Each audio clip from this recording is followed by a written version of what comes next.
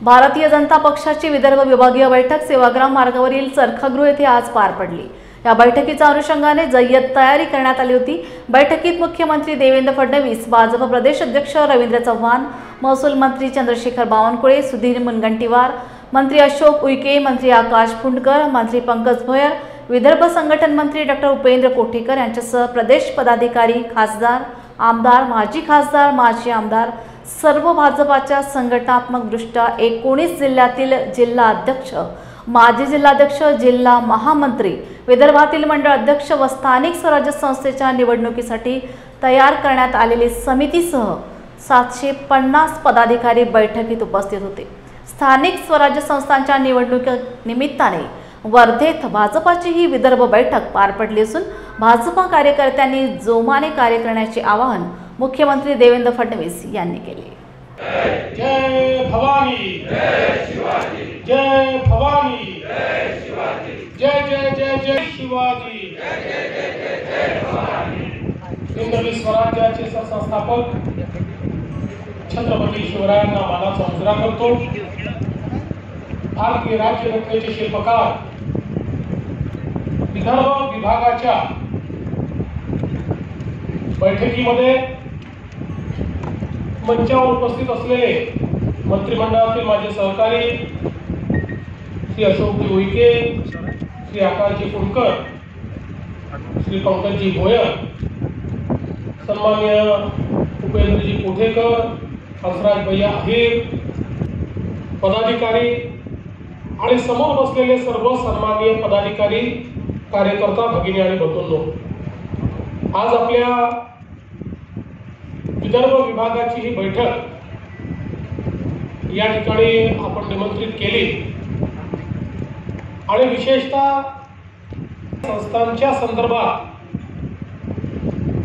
दिवसभर एक चिंतन व्हावं, एक मंथन व्हावं आणि आपली दिशा आपण त्या निमित्ताने ठरवावी, या दृष्टीनं खऱ्या अर्थानं आपण ही बैठक आयोजित केली आहे।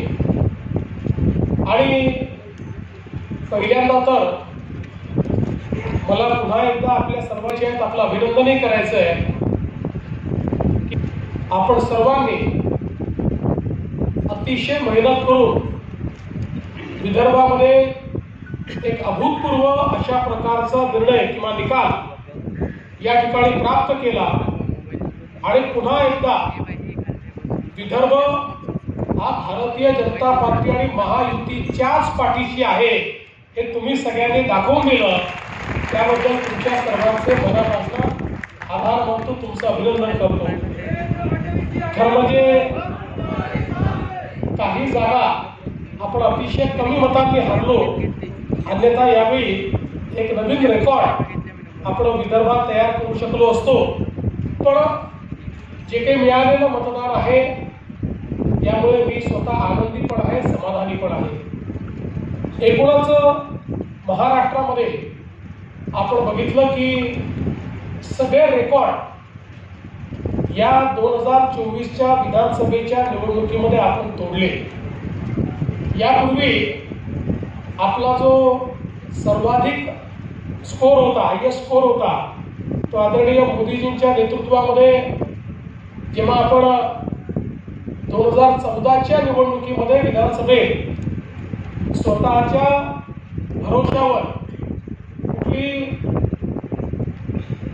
त्यावेळच्या शिवसेनेसोबतची युती न करता आणि आपल्या छोटे सगळे महायुतीतले पार्टनर उतरलो होतो, त्यावेळी 122 जागा आपण जिंकल्या होत्या। त्यांनी कमाल केली आहे आणि 132 आणि 5 असे 137 जागा या भारतीय जनता पक्षाच्या नेतृत्वामध्ये आपण जिंकलो। आणि मला असं वाटतं की गेल्या 40 वर्षात महाराष्ट्रामध्ये कुठल्या एका पक्षाला इतक्या जागा मिळालेल्या नाहीत। हा 30-35 वर्षाचा रेकॉर्ड जवळपास आपण त्या ठिकाणी मोडला आणि कानाकोपऱ्यामध्ये सगळीकडे भारतीय जनता पार्टी ही विजयी झालेली आपण सगळ्यांनी बघितली। आणि अर्थातच एक प्रचंड मॅन्डेट 232 जागा एखाद्या महायुतीला मिळणं हाही एक नवीन रेकॉर्ड झाला, कारण आपल्याला माहिती आहे की यापूर्वीचा रेकॉर्ड महाराष्ट्रातला हा 222 जागांचा होता, तोही रेकॉर्ड आपण तोडला. त्यामुळे जनतेने अतिशय भरभरून अशा प्रकारचा विजय या विधानसभेच्या निवडणुकीमध्ये आपल्याला दिला.